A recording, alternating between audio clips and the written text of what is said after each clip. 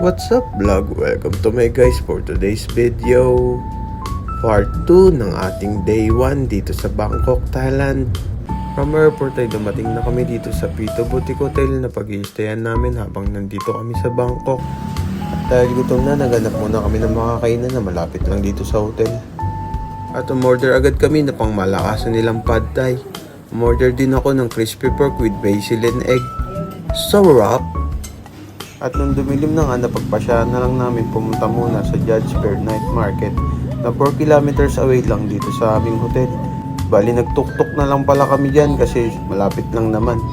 Sobrang saya ng mga bata at na na-experience nila yung tuktok. At nandito na nga kami sa Judge Fair Night Market na matatagpuan sa 15 Rama 9. Kung street food na food trip ang hanap nyo, I recommend this place. Dumali agad ako ng roti na may banana and Nutella. Solid. Habang naglalakad-lakad kami, natagpuan namin itong sobrang nagtitrending na squid shot. Kaya ito, rumoksi na ako na matesting na.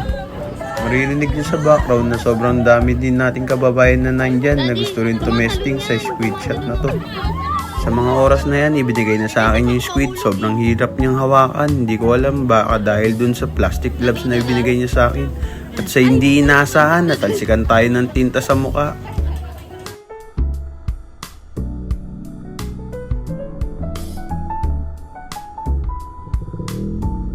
Ito plastic na sa'yo.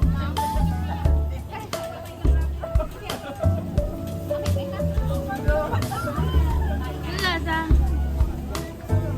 Ang lasa, Daddy? Ito. Pakita, grabe. Daddy. Ito. At dyan, tawa ng tawa yung magaganda nating audience dahil nasabugan tayo sa muka. Sa totoo lang, hindi ko siya nagustuhan.